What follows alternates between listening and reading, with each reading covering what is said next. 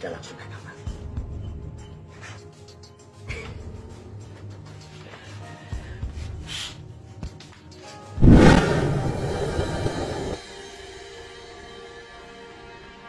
Cerita tiba-tiba diawali dengan memperlihatkan seorang wanita cantik yang seksi, montok, dan menggairahkan.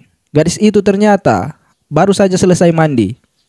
Tiba-tiba gadis itu kaget karena di depannya sudah berdiri seonggok pak tua yang memperhatikannya secara seksama. Gadis itu langsung pergi ke kamarnya untuk memakai baju. Pak tua itu yang sebut saja si kakek menunggu di sofa. Lalu gadis itu keluar dan menawarkan kopi kepada kakek itu. Di sini barulah terjawab bahwa kakek itu adalah mertua dari si gadis tersebut. Setelah itu, mereka duduk bersama di sofa. Dari percakapan itu, ternyata si gadis ini selalu ditinggal suaminya, dan dia menjadi perempuan kesepian yang butuh belayan. Lalu tiba-tiba si kakek mendekati sang gadis, dan dengan lancang meraba-raba si gadis yang dimulai dari sentuhan tangan.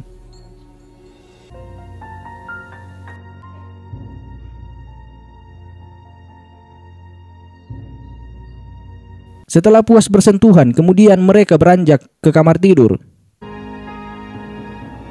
Selanjutnya saya tidak tahu kira-kira apa yang mereka lakukan. Kalau kalian tahu, tolong bagi infonya di kolom komentar. Tapi ingat, fitnah itu dosa. Lalu adegan ini ditutup dengan menampilkan selembar poster dinding yang kalau diperhatikan ternyata poster itu bergambarkan hewan-hewan liar. Dan benar saja ternyata judul poster itu adalah Binatang Buas. Singkat cerita, si kakek kemudian pulang ke rumah dan terlihat beliau sangat bersemangat. Entah apa yang dilakukan si kakek dengan sang gadis tersebut, yang mengakibatkan efek semangat 45 kepada si kakek tersebut. Kita juga akan diperlihatkan kepada istri si kakek yang sebut saja dia nenek. Ternyata si nenek ini baru saja melakukan operasi sehingga si nenek bisa dikatakan masih sakit dan tidak bisa melakukan pekerjaan yang berat-berat, yang bisa mengeluarkan keringat, apalagi pekerjaan yang bisa membuat jantung si nenek berdebar-debar. Ih, ibu ini gimana sih? Kan nggak boleh makan berat-berat kata dokter. Nanti dikumat lagi loh. Singkat cerita, malam pun tiba. Terlihat sang kakek sedang tertidur dengan si nenek. Tiba-tiba sang kakek tersebut kebelet pipis. Karena takut membangunkan si istri, akhirnya sang kakek terpaksa bangun dengan diam-diam.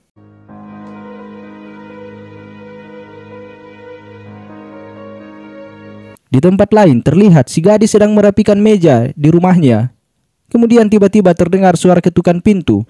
Pas dibuka ternyata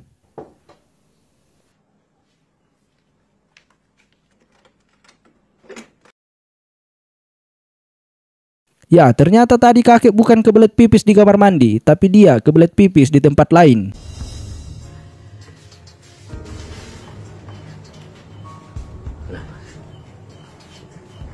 Kamu masih malu? Kita langsung ke kamar. Setelah melakukan sedikit percakapan, akhirnya mereka menuju ke dalam kamar, karena nampaknya di luar sangat dingin.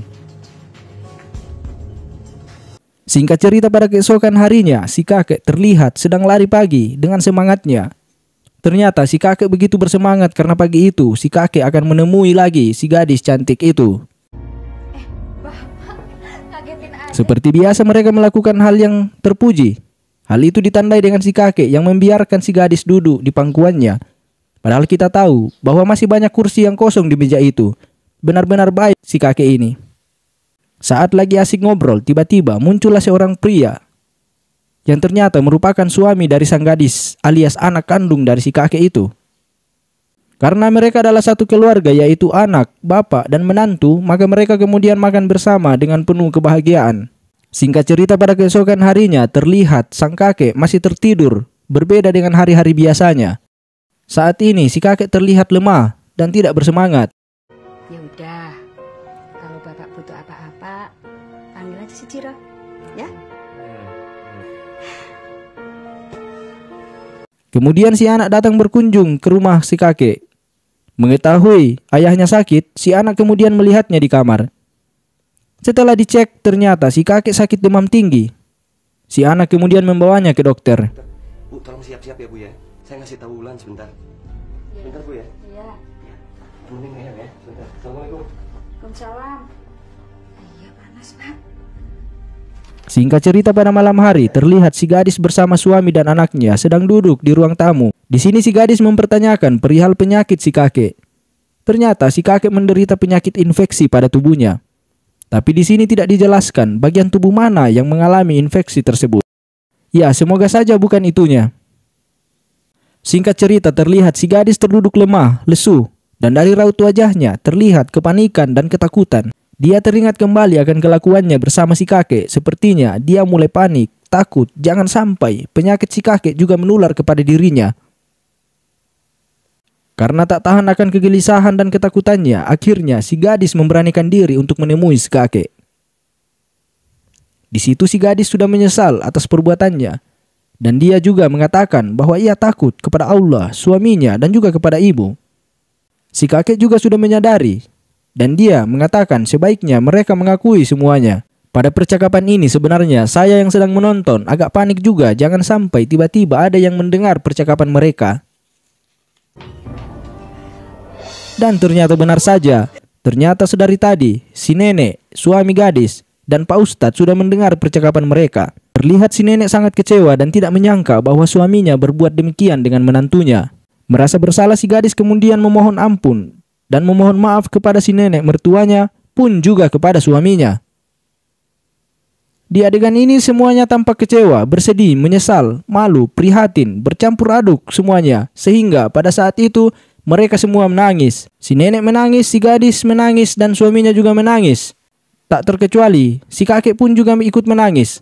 Hanya Pak Ustadz saja yang tidak menangis pada adegan ini. Karena semuanya sudah menangis, akhirnya cerita pun tamat.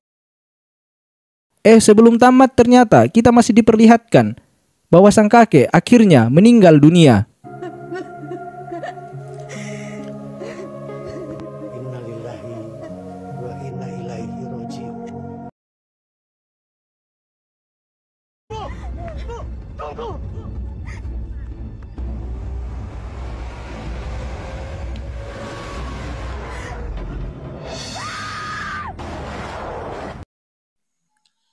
Ya, toko tapu boleh ai.